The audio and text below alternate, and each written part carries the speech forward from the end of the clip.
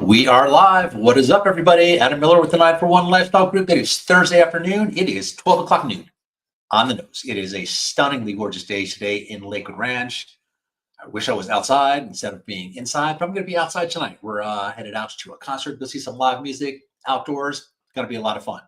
Man, do we have a topic for you today? I posted the other day a simple post on social media about Canadians selling their property in the US, and you would have thought, well, you can imagine how that went. That's just a fact. It wasn't like my opinion. Hey, I think, in my opinion, Canadians are selling their property. Well, it's a fact. So I'm hoping we can maybe have an intelligent conversation. Now, I am an optimist, and I know how it went on social media.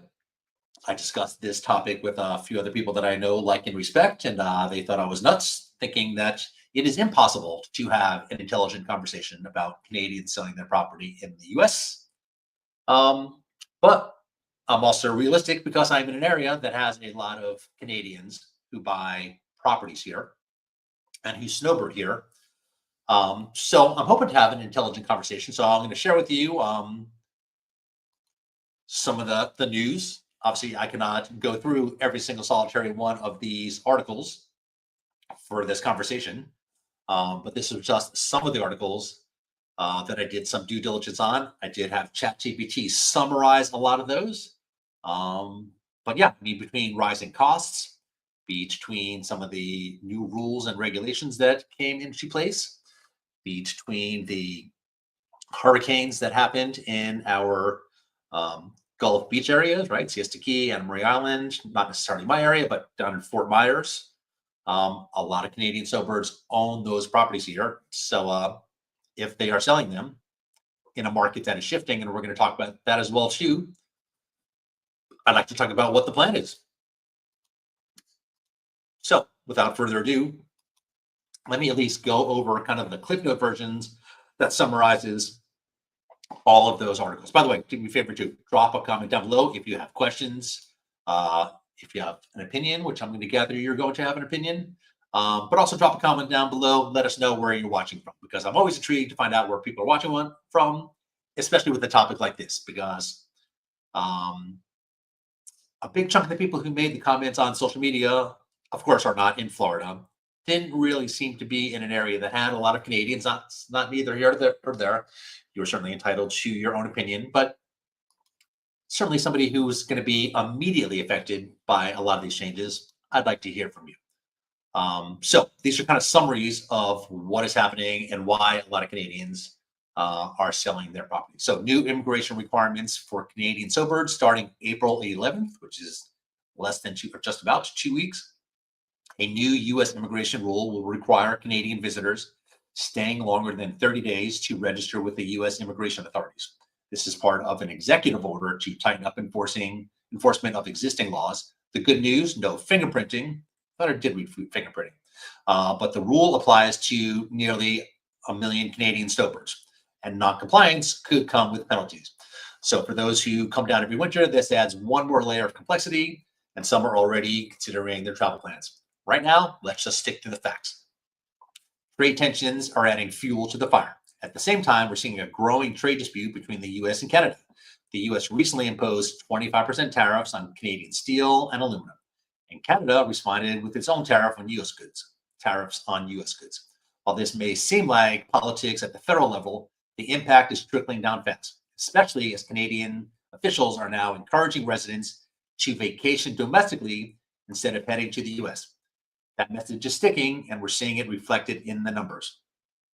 Sharp decline in Canadian travels to the U.S. According to Statistics Canada, Canadian vehicles crossing into the U.S. dropped 23% in February compared to the same time last month, which is not great because February is really peak season, at least for here, of snowbirds to be in our area.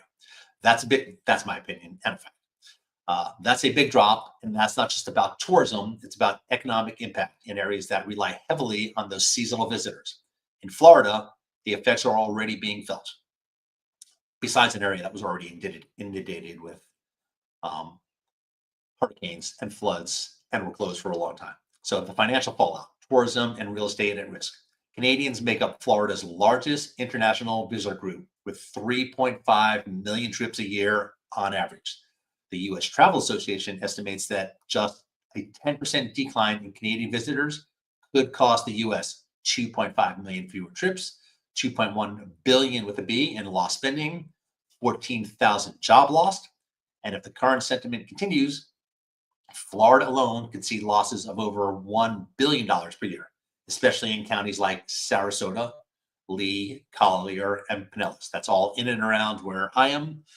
I'm a little further inland in Manatee County, although Manatee County goes all the way up to the Gulf beaches as well. Longboat Key, Anna Maria Island, Holmes Beach, Bradenton Beach. The impact on Florida's second home and condo market. We're definitely seeing that here. Here's where this hits home, literally.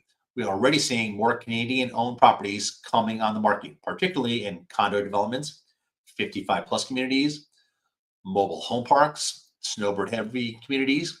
At the same time, buyer demand is softening, and we're going to talk about the statistics so that you have some actual data, largely due to higher holding costs, immigration concerns, and a weaker Canadian dollar. If this continues, we could see longer days on markets. We're definitely seeing that already. Price adjustments in seasonal communities. We're seeing that. An influx of investors or U.S. buyers with different lifestyle expectations. Currency exchange and rising costs creating pressure. So this has been happening for a while. This is kind of like icing on the cake. The Canadian dollar is weaker right now, and that makes everything in Florida more expensive, especially for those trying to maintain a second home. Costs that are hitting hard include property insurance premiums. That's a result of having 3 back-to-back hurricanes. HOA and condo fees. I've done enough videos talking about why those condo fees are jumping up. Stay tuned to the channel because I am doing a video specifically, just recorded it, about the condo crisis that's happening in the state. New property tax assessments. Another big issue happening here. Obviously, prices go up. The properties get reevaluated and taxed differently. Now, of course, as we speak, the Governor DeSantis is working on getting rid of the property tax. We'll see how that goes. That's a conversation for a different video. When you factor in new immigration requirements and travel sentiment back home, many Canadians are starting to sell their Florida properties and reinvest elsewhere, either back in Canada or in lower cost U.S. markets. Seasonal rentals feeling the pinch. I'm going to skip through that a little bit. Airbnb and VRBO hosts may need to adjust pricing or change their target audience to keep occupancy rates up. This is especially true in markets that cater heavily to Canadian renters between January and April, such as the area that we are currently in, Sarasota Manatee counties. Local businesses and services losing seasonal revenue. And this is a massive one here because the area that we are in is very seasonal. The population almost doubles. If you live here, you know it because you are commenting, just as I am, on how brutal the traffic is here. You kind of love them and you kind of hate them. And finally, we can't ignore the ripple effect on local businesses. Snowbirds support everything from restaurants, retail shops, healthcare providers, contractors, service providers. With fewer long-term seasonal visitors, some businesses are reporting sales drops, shortened hours, reduced staffs, concerns about staying afloat. For small businesses that rely on a strong January through April, especially in coastal and retirement-centric communities, the shift is significant and could even accelerate post-COVID closures. So that's the facts. That's the data. As I've said many times before, I know I just lost half of you, which is fine with me because at the end of the day, I am a real estate agent. I am not trying to sell you on anything, trying to convince you otherwise. I'm trying to have an intelligent conversation because, to be honest, it's affecting my livelihood for sure. It's affecting friends that I know who own businesses and friends who own restaurants. So that's the reason that I'm hoping to have an intelligent conversation. So let me ask you this. How much, if you own a business here, how much of your business or income depends on seasonal visitors? And are you already feeling it this year? Drop in the comments down below. Here's another one that I want to have a conversation about, a serious conversation about, because if Canadians are selling, who's stepping up to buy those properties? And what happens if demand isn't there? And it is not there, because I'm going to review the stats with you before we keep going. Would you keep a second home if your costs increased 30% overnight and new rules made it harder to stay? So that's two things. Rules making it harder to stay is one topic, um, but the 30% increase is huge. And that is not just for Canadians, that's for everybody. We're not going to have a conversation about that today, but I want to talk about the statistics, specifically the condo market here, because the condo market here is in massive decline. And it all stems from the seaside condo that collapsed back in 2021 and then followed up by three hurricanes, increased taxes, increased prices, increased costs, increased HOAs, increased cost of everything. So let's talk about condos specifically in Sarasota. Closed sales were down 12.2% over the same time last year. The number of properties that bought in cash, 14.6% down. The median sale price down 12.3%. This is in February. February, one of the peak seasons of the year. The average sale price, are you ready for this, is down 21.5% over the same time last year. The dollar volume is down 31.1%. The list price to the sale price, what was it originally listed for, what did it eventually sell for, is down to 93.6%. You listed for $100,000, it sells for $93,000, just to give you an idea. The median time to contract, how long did it take from the time it was listed to the time it went into escrow, is up to 44 days. The median time to sell, start to finish, when you listed it, when it sold, that's up also, now up to 85 days. Again, this is specifically Sarasota, specifically condos. New pending sales, down 13.4%.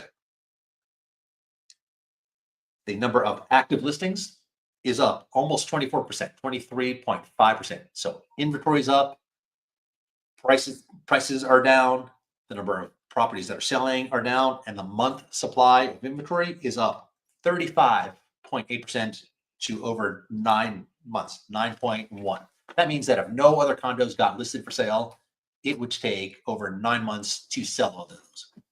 The Florida market is in trouble. Crashing? No. Recorrecting? Yes. But the reality is Canadians selling their property or potentially visiting somewhere else is going to cause a massive problem. So drop those comments down below. I want to hear your 2 cents. Keep it nice. Keep it friendly.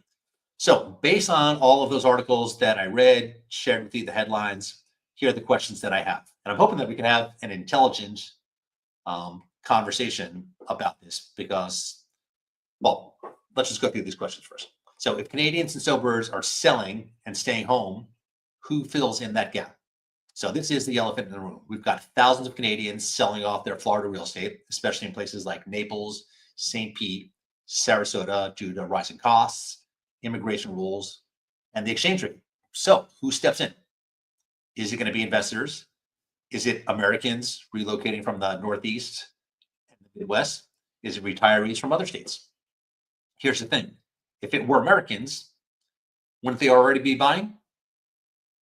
But they're not. Interest is soft and homes are sitting on the market significantly longer. So this is no longer about who might buy eventually. It's about who's buying right now, because if that gap doesn't close soon, we're looking at price corrections, which we're seeing, longer days on the market, which we're seeing, and condo inventory stacking up, which is happening right now. Number 2, how much of Florida's seasonal economy is at risk, and why aren't more people talking about it? Even in the state of Florida, I am surprised how many people are not talking about it. And we're not talking about real estate. We're talking about our entire seasonal economy. So estimates show that if Canadian snowbird tourism drops by just 10% or even more, we're looking at 2 to 4 billion, billion with a B, lost spending, thousands of job losses, and a major hit to restaurants, rentals, retail, and other services that all trickle down when people come to visit here. So again, why are people not talking about this more? Like I searched on YouTube, I am surprised that with 10,000 real estate agents, more real estate agents aren't talking about it. But just putting real estate aside, I am not sure why there are not just daily press conferences a day from our governor, from our mayor, from our city councils talking specifically about this. So if you've been to Siesta Key during season, or you've eaten at the Daiquiri Deck or Captain Kirk's, you already know snowbirds have a huge impact on keeping these places packed. So who fills those booths when they stop coming? Are you going to Siesta Key? I know. I live here. I'm not going to Siesta Key in season. Forget it. The traffic is too packed with people visiting, a huge majority from Canada. So who's buying the souvenirs at the mom and the pop shops? You're not buying them, right? Because you live here. And if tourist traffic disappears, what happens next? Well, tourists not coming and traffic, that's two different things. It's kind of that catch-22. We love the tourists coming here, but that traffic is just brutal. That's not their issue. That's our issue. Why there's 2 lanes going to the beach, I'll never understand, or 3 lanes on the highway. All right, number 3, are these new immigration rules for Canadians too much or just overdue enforcements? So here's where it gets personal. Starting on April 11th, we talked about Canadians staying in the U.S. over 30 days have to register with the immigration. Failure to register could mean more penalties. Some say that enforcing laws that were already, some say it's just enforcing the laws that were already on the books. Others say it's pushing too far for a group that's long been welcome, invested in our communities, and respected the rules. Let's be real. This is going to get emotional for a lot of people. And yes, some folks will make this political, but either way, it's happening and the fallout is real. And then number 4, are Canadians making the smart move by selling now, or are they going to regret it? Right? People make rash decisions sometimes. They take things personal. Yeah, I'll show you. And this is where it gets interesting. There's already been a noticeable sell-off happening, especially in parts of St. Pete and Naples and Sarasota and Fort Myers. And you've probably seen it too. More listings, more Canadian sellers pulling out before things potentially get worse. We're seeing that everywhere. We know that prices are coming down. And this has nothing to do with Canadians, just generally speaking in our region. We see that the prices are coming down and sellers are like, man, I got to get my property on the market now before the market comes down way too much and inventory is just stacking up. Massive problem here with no change coming in sight. But here's the question. Is this a smart exit or a panic move? I'm not sure there's a right answer or a wrong answer. I've read interviews with Canadians. I have not spoken to any Canadians specifically who are in this situation, but if you are a Canadian, I would love to have you on this show so we can talk about it. Are they locking in profits while prices are still high? Yes, a lot of people are doing that. Or will they regret selling if the market rebounds or if a new administration changes the landscape? Here's a little secret. The real estate market is very cyclical. Prices go up, prices go down. Prices are currently coming down. They're down almost 10%. They will probably continue to come down 10%. And although I cannot predict the future and I am not an economist, it is cyclical and prices will go back up. So will they regret it? Who knows? Inventory is building in snowbird heavy areas. That is true and a fact. We're in this weird space between holding strong and cooling quietly. Time matters. And right now, some are trying to get ahead of the curve. That is true. We're seeing that everywhere. And finally, number 5, if Canadian tourism keeps dropping, how long until it hits property values and local businesses? Let's bring it back to where it all connects. Property values and local businesses survival. If you have followed me for any amount of time, you know I am a huge advocate of supporting local businesses. I work for large franchise corporations. I love those as well too. But at the end of the day, I do not care where you live in this country, the United States of America. Small businesses are the lifeblood of our community. And especially at some of these beach communities, they are almost all, I don't know what the percentage, I'm going to say well over 90% locally owned and operated, mom and pop shops. So if Canadian travel continues to decline, property values in snowbird heavy areas could soften.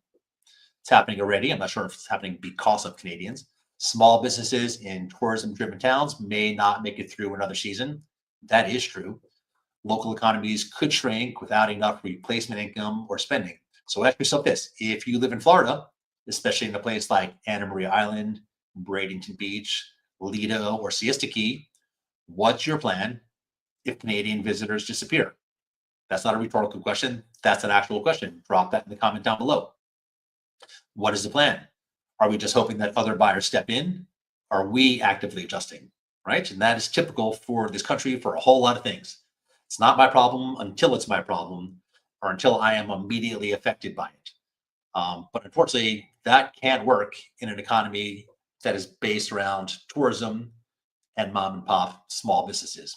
Are we just telling small businesses to deal with it? Because if these visitors leave, someone has to step in financially.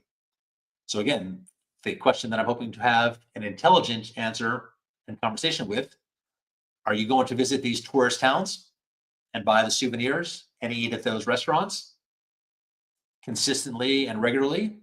And if you're not, what's the game plan? Can we have a real intelligent conversation about this? And yes, I understand that some people are going to turn this political. And in some ways it is, but putting that aside, the economic impacts, they're definitely real. And just saying America first, or we don't need the Canadians, doesn't solve the problem. If I'm being honest, 50% of the comments on my social feed when I did this post, simple post, it was just Canadians are selling the property. That's what it said. Well, we're putting America first, and we don't need the Canadians, which sounds great on paper. And I'm not agreeing with that or disagreeing with that one. I'm talking about what is the game plan? What's the plan? So who's buying these beach condos right now? The ones with rising insurance, higher HOA dues, special assessments, at hurricane risk? Because if we don't figure this out as a state and as a local community, the gap left behind Canadian snowbirds could turn into a long-term challenge. So yeah, how about that? Let's have a conversation. What is the game plan? If you're watching live, drop those in the comments now. If you're watching the replay, drop them in the comments below. I'd appreciate it if you were nice and respectful, because there are going to be a lot of people who want to know the answers. If you're a small mom and pop shop on Siesta Key or Anna Maria Island, or shoot, even in Naples, actually anywhere in the state of Florida, but right now I'm concerned about me, my family, my friends in our region, which is Sarasota Manatee County. And I'll just rattle off the towns, because if you've been to the west coast of Florida, you have probably stayed in some of these towns. Starting from the north, we got Anna Maria Island, Cortez Beach, Bradenton Beach, Holmes Beach, Longboat Key, Siesta Key, St. Armand Circle, Siesta Key, Lido Key, Casey Key. Further down, you got Inglewood, you have Venice. Outside of my area, but still vitally important, you have Fort Myers, who was just decimated. We drove through Fort Myers this past weekend. I can't believe how many homes are so completely gone. Can't believe how many people are in RVs on their property. And I thought there was a lot of homes and condos for sale here. And that Fort Myers area, Fort Myers, Bonita Springs, Bonita Beach area, Estero. We drove that whole way up down from Bonita Springs, and then all the way down to Naples. And quite honestly, Naples is getting pummeled as well too. So if we can have an intelligent conversation, that would be fantastic. Drop those comments down below. Now, I know this was a lot to absorb. I know I read a lot of articles, but what I'd like to do is kind of end on something a little positive. So I have two things. One, this weekend, Saturday, is a fantastic event. I'm excited because we're actually going to have a booth there, big giant purple booth. So if you're there, come by and say hello. This is at Nathan Benderson Park, a giant park. It's known for having world-class rowing. It's right here in our area, Sarasota County. From noon to 5 this Saturday is my Hometown Fest. Great event. We did it years ago. Read you a little bit about it. It is put on by the Sertoma Club of Greater Sarasota, Sertoma Kids Speech and Language Center. Both are area nonprofits that serve children and adults struggling with speech, language, and hearing challenges. General admission is $40. It includes food, craft beer, and spirit samples. So you get to eat and you get to drink. If you don't want to drink, there's tickets for $30. Gives you just food. Kids under 12 eat free. I talked about this the other day on a live stream.